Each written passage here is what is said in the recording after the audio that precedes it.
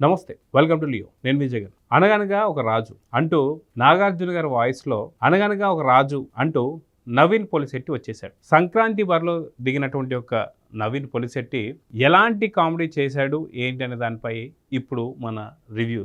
అయితే అనగనగా ఒక రాజు సంగతి చూస్తే ఖచ్చితంగా ఇదొక సంక్రాంతి పండగ సినిమా అని చెప్పుకోవచ్చు. మంచి కలర్ఫుల్గా ఫ్యామిలీ మొత్తం వెళ్ళేటట్టుగా యూబీఏ సర్టిఫికేట్తో నవీన్ పొలిశెట్టి వచ్చేసాడు. అయితే ఆలస్యంగా వచ్చినా ఖచ్చితంగా అద్భుతం చేయబోతున్నాడు అని చెప్పేసి అనుకున్నారు. కానీ వాస్తవానికి మొదట్లో వచ్చినటువంటి ఒక రాజాసాబ్ కావచ్చు, తర్వాత అనగనగా ఒక రాజు కావచ్చు, లేదా దీనికన్నా ముందు వచ్చినటువంటి ఒక భర్త మహాశైలకు విజ్ఞప్తి ఏదైతే ఉందో, ఇవి మూడు కూడా అనుకున్నంత ఫలితాలు అయితే సాధించలేదని చెప్పుకోవాలి. వాస్తవానికి జాతిరత్నం అయినటువంటి ఒక నవీన్ పొలిశెట్టి కామెడీ ఈసారి చాలా డిఫరెంట్ యాంగిల్ ఉండబోతుంది. కంప్లీట్గా ఏదైతే భీమవరం కావచ్చు, రాజమండ్రి యాసతో ఈసారి నవీన్ పొలిశెట్టి ఒక ట్రెండ్ మార్క్ సృష్టించబోతున్నారని చెప్పి అనుకున్నారు. కానీ అనుకున్నంత ఫలితం మాత్రం ఈ సినిమా ఇవ్వలేదనేది చెప్తున్నారు. వాస్తవానికి ఖచ్చితంగా ఒక్కసారి మాత్రం 100% చూడొచ్చు అని చెప్పేసి అయితే చెప్తున్నారు.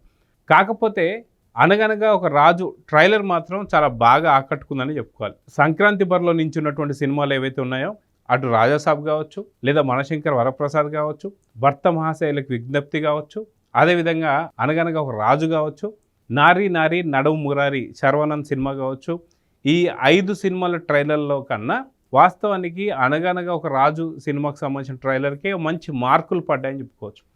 సో ట్రైలర్ బేస్తో ఓపెనింగ్స్ జరిగినటువంటి ఒక ఈ సినిమా, కానీ ఆ ఓపెనింగ్స్ని ఆకట్టుకోలేకపోయాడు నవీన్ పొలిశెట్టి అని చెప్పి అయితే అర్థమవుతుంది. సో మంచి కామెడీ లైనప్ ఉన్నటువంటి ఒక నవీన్ పొలిశెట్టి దాదాపు 3 ఏళ్ల పైగా ఈ సినిమా తీస్తున్నటువంటి సందర్భాన్ని తెలియదు, కానీ అంత క్రెడిట్ అయితే కొట్టలేదని చెప్పుకోవాలి. వాస్తవానికి గతంలో ఎప్పుడో శతమానం భవతి అనే సినిమా ఏదైతే ఉందో చాలా చిన్న సినిమా, చాలా పెద్ద హిట్ కొట్టింది. అలాంటి జాబితాలో ఈ సినిమా చేరబోతుందని చెప్పి అనుకున్నారు, కానీ అనుకున్నటువంటి ఒక ఫలితాలు అయితే లేవు.